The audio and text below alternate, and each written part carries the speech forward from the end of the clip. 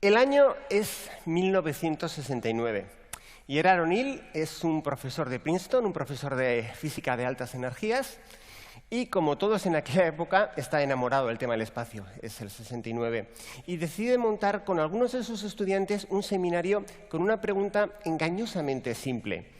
La pregunta era, ¿cuál es el mejor lugar para desarrollar una civilización tecnológica? La sorprendente respuesta es que no era un planeta, no era la Tierra. Su alternativa era desarrollar una gran colonia espacial. Pensemos que en el 69 teníamos una pequeña capsulita que estaba llevando 3 personas a nuestro satélite más cercano. Una cápsula pequeña, estrecha, donde podías convivir malamente unos pocos días, algo así como una caravana para irse de vacaciones. Y sí que había algunas personas que habían propuesto crear algún tipo de estación espacial, crear algún tipo de nave que permitiese habitar permanentemente el espacio. Lo impresionante de la propuesta de O'Neill y de sus estudiantes era la escala y la velocidad. No estaban hablando de una pequeña estación espacial, como otros podían haber propuesto. Lo que O'Neill quería era llevar al espacio esto. Un pueblo de 10.000 habitantes, como Tafalla, este es un pueblo de Navarra, y llevarlo al espacio y hacer que la gente viviese de forma permanente en el espacio. La ambición era tremenda. Tanto es así que Gerard O'Neill estuvo mucho tiempo intentando que alguien le publicase ese tipo de estudios y ese tipo de trabajos. Naturalmente era físico de altas energías. Tal vez no estaba totalmente al día de la complejidad desde el punto de vista ingenieril que eso tenía. Pero ya sabemos que eso no es algo que a los físicos de altas energías normalmente lo tengan en la cabeza, ¿no? A los ingenieros nos preocupa más. En cualquier caso, después de varios años de intentarlo, en 1974 consiguió que una revista, Physics Today, le publicase sus investigaciones, le dio la portada y las imágenes que contenía la revista llamaron de una forma extraordinaria la atención del público. O'Neill proponía colonias espaciales de 20 kilómetros de largo. Proponía cilindros con un diámetro en el que se podían construir montañas, en el que había nubes y que giraban para producir gravedad artificial. Como digo, el impacto en el público fue espectacular. Llamó muchísimo la atención en una nación que estaba buscando proyectos después del programa Apolo. Tanto es así que O'Neill acabó dando explicaciones en un comité en el Congreso, en otro en el Senado, explicando sus propuestas. La propuesta original de una colonia de 10.000 personas viviendo en el espacio y propuestas más avanzadas como el modelo 4, la isla 4, que hablaba de poner 2 millones de personas en el espacio para el año 2008. La respuesta política fue igualmente impresionante. Este hombre, William Proxmire, era el responsable del comité del Senado, el comité del Senado que daba los fondos a la NASA. Y la frase fue clarísima. Este es el argumento mejor que he oído para recortar la financiación de la NASA hasta los huesos. No va a haber ni un céntimo para esta loca fantasía. La NASA, que ya tenía muchos problemas para conseguir dinero después del programa Apolo, decidió aparcar discretamente el tema de las colonias espaciales y a día de hoy tenemos únicamente 2 pequeñas estaciones espaciales para que los astronautas habiten de forma más o menos permanente. La Estación Espacial Internacional, que seguramente conocéis muchos, la Estación Espacial China, que es bastante menos conocida, y en total hemos tenido un récord de 17 personas en el espacio. Estamos lejos de la propuesta de O'Neill. Y sin embargo, había argumentos razonables y lógicos detrás de lo que proponía O'Neill. ¿Por qué O'Neill hizo esta propuesta? Bueno, en primer lugar, O'Neill conocía los trabajos de un ingeniero, Peter Glasser, que había propuesto en 1968 el desarrollo de grandes satélites solares para transmitir energía a la Tierra. Satélites que podían recibir energía solar 24 horas al día, 7 días por semana, 365 días al año. Al menos si la órbita era adecuada. Este hombre, de hecho, fue el responsable del proyecto del retroreflector láser que el Apolo 11 colocó en la Luna. Y las 10.000 personas que O'Neill quería llevar al espacio eran trabajadores que iban a construir estos satélites para proporcionar energía a la industria de los Estados Unidos.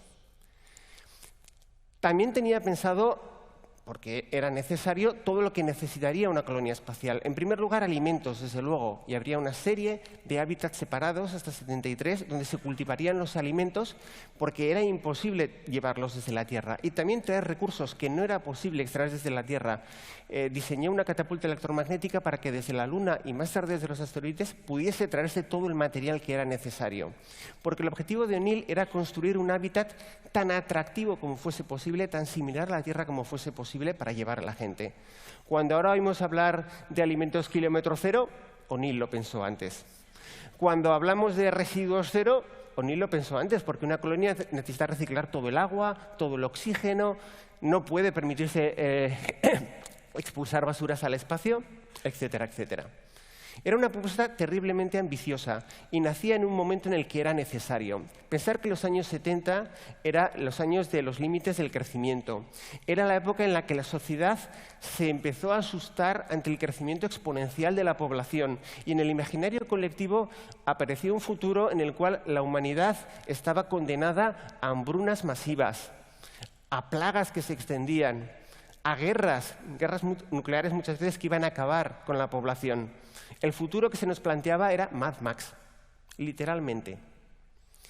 Y O'Neill decidió aportar una esperanza a esta sociedad que parecía haberla perdido. Sí había límites para el crecimiento, sí la población estaba creciendo, pero desde la ciencia y la tecnología eso podía corregirse. Y no solo pensó en un futuro de pirámides tecnológicas como Blade Runner, no. Quería construir colonias con puentes, con lagos, con ríos, con paisajes, y el objetivo último era conseguir que la población de la Tierra, si iba a crecer de forma exponencial, tuviese un lugar donde extenderse. Conseguir que se redujese la población de nuestro planeta y así el impacto sobre los recursos, tanto naturales, minerales, biológicos, y consiguiésemos no destruir totalmente nuestro planeta. La idea a mí me parece bellísima. Probablemente era demasiado utópica, probablemente era demasiado ambiciosa. Pero esa idea de aportar esperanza cuando vemos un futuro tan negro, creo que sí era uno de los principales objetivos y debería serlo de la ciencia actualmente. Y evidentemente es muy difícil. Evidentemente estamos lejos de eso. Sin embargo, reflexionar sobre las mismas preguntas que O'Neill se hizo y sus estudiantes y ver cuál es la respuesta que dieron nos puede ayudar a orientarnos también en estos temas. Es probable, o casi seguro, que las colonias espaciales, las de gran tamaño, estén a siglos en el futuro. Pero, ¿y si nos planteamos hacer algo más sencillo y hacerlo aquí en la Tierra? ¿Podemos copiar algunas de estas ideas de O'Neill y ponerlas en la práctica en Bilbao? Pues podría ser. Lo que habíamos pedido era relativamente sencillo. Primero, reciclar el aire, y en Bilbao no tenemos problema con el aire, ¿verdad? Nos podría bastar no contaminarlo. Eso sería un primer punto. Sí deberíamos reciclar todo el agua, por ejemplo. Y sí deberíamos ir a una sociedad en la cual no tirásemos ningún residuo, no vertiésemos ninguna basura, lo recuperásemos todo, porque en una colonia espacial hay que hacerlo y al final nuestro planeta es una pequeña colonia espacial. Algo hemos empezado, hemos puesto paneles solares en San Mamés. Bueno, algo de energía nos producen, pero evidentemente necesitamos mucha más energía. Y Bilbao tiene ahí un punto importante, también es la sede de una de las principales compañías energéticas del país.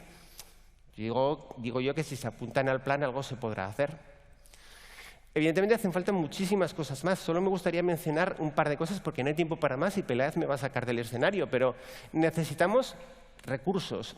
Y hay un viejo sueño que es extraer los recursos minerales que necesitamos, no de minas, sino en parte del reciclaje y de las basuras, como digo, vertidos cero, pero también extraerlos del agua de mar, porque el agua de mar contiene una gran cantidad de minerales disueltos. Os he traído dos proyectos europeos, dos proyectos de Horizon 2020, que están trabajando para intentar convertir eso en realidad y para hacer que sea rentable económicamente. No estamos ahí todavía, pero se está trabajando. Se quiere coger el agua de mar, desalarla para sacar agua potable y de esa salmuera extraer un montón de minerales valiosos, incluyendo litio, galio, magnesio, etcétera, etcétera. No estamos ahí, pero nos acercamos. Bilbao también tiene ventajas porque evidentemente su pasado industrial hace que tengamos unos sedimentos muy ricos en minerales y hasta incluso algunas playas cercanas totalmente construidas a base de los restos de la producción industrial. Quizás podría ser especialmente productivo.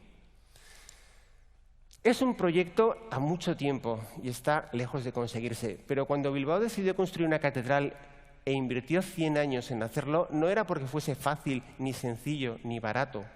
O cuando se planteó reformar la ciudad y construir algo como el Guggenheim, tampoco era sencillo ni barato. Era porque decidió que su futuro estaba marcado por un logro importante que se permitiese, que tenía que construir a lo largo de los años. ¿Quién sabe si desarrollar la tecnología suficiente para convertir este pequeño lugar del planeta en una colonia casi independiente y luego poder llevarlo al espacio podría ser esa idea a 100 años vista que Bilbao necesita como su siguiente objetivo? Muchas gracias a todos. Por los pelos.